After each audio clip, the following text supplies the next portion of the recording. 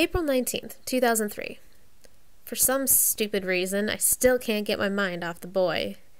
Maybe it's something along the lines of, he's quiet and reserved, but interesting and smart, and I identify with him with his social neuroses. Or maybe it's just that he's unavailable, so of course that means I need to have him, because I always have to fucking win. Now if I could just make a career out of inventing stupid shit to do, I'd be all set. I wonder sometimes if I made a mistake going to Lawrence. The thought of going to Knox, mostly for the creative writing program, because what is an English major from Lawrence going to do for me exactly, has crossed my mind. But I can't change now. I can't leave the UIs. And plus, then it would look like I was making a statement about the boy, which ultimately is relevant. Snap the hell out of it, Sugar Plum. You're only making it worse by thinking about it. Ambition is always more important. Write some emails and be a productive member of society. I wrote 60 pages on James Joyce. Hells yes, I can write some emails. September 26th, 2004. Well, the silliness has begun once more. I should have known things wouldn't turn out.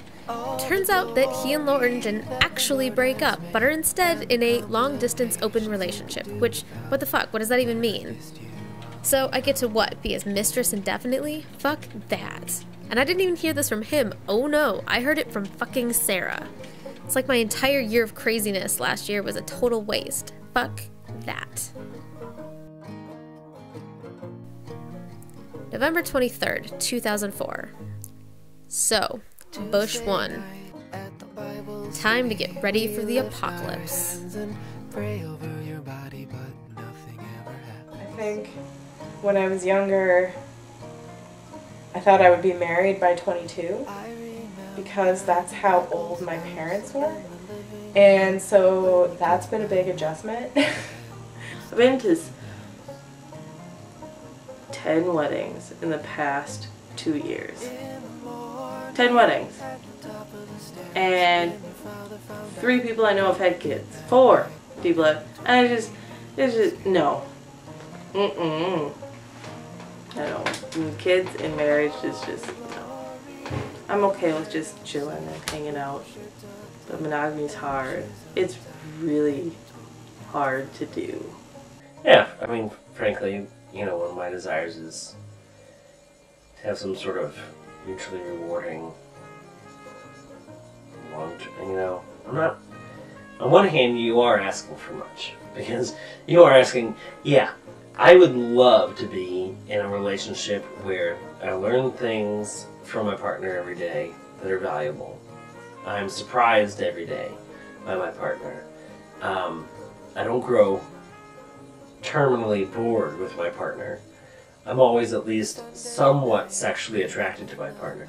You know, even though I'm saying these things in mild terms, they're actually kind of ridiculous expectations to have.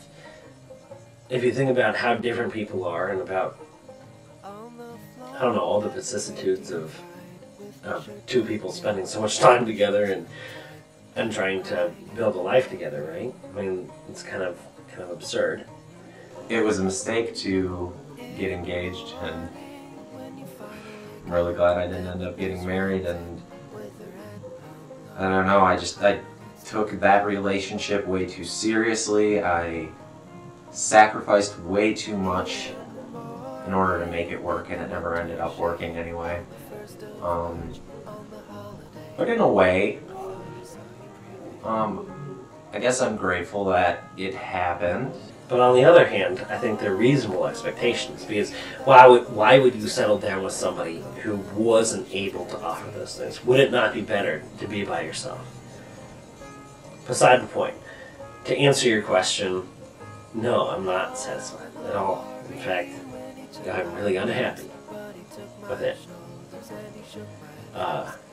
Yeah, I would really like somebody in my life.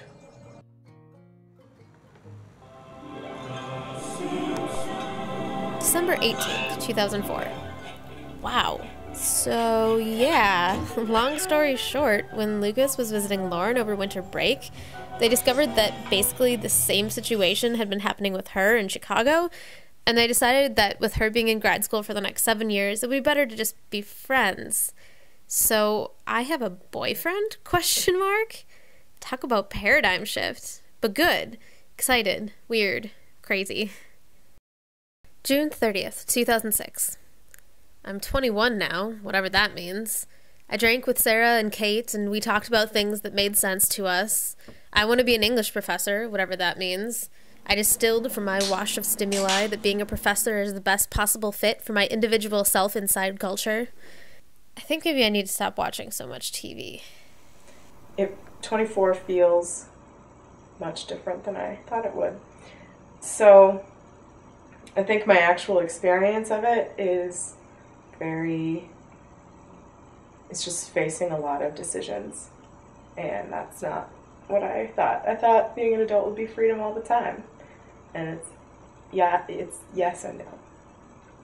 I guess I didn't think it would necessarily be all that dissimilar to how it is, but I didn't figure that I would be so horrified by it when it arrived, and that it would feel like I was just failing constantly, like an endless loop of decaying possibilities. I think I might be in the denial separation stage, where I'm not like fully acknowledging that the dream has even died.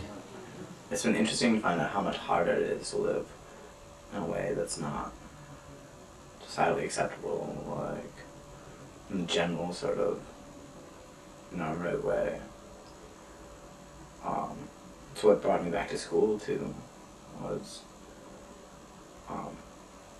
just how hard life is in that way. Everybody's got their schedules at our age. Everybody has to go to school. Everybody has to go to work. Everybody has girlfriends. You have a girlfriend. They steal you from your friends for 6 months at a time. They ruin your soul. You can't eat for 2 weeks afterward, and then you can't be in a band with that stuff going on. Can you handle that and a full-time job and go to school, or even one of the three? Everybody's schedules get fucked up.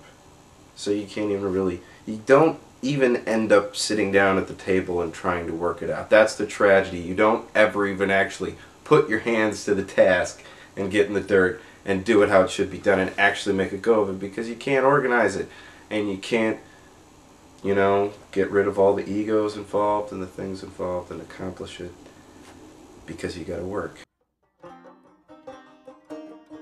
May 10th, 2007. Wow, what has even happened in the last few months?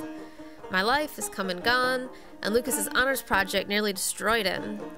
Last Friday we went to the Nickel and had dinner and beer, and a really amazing conversation about the future and what we were going to do after we graduate in grad school in Ireland, and I was happy, really actually happy.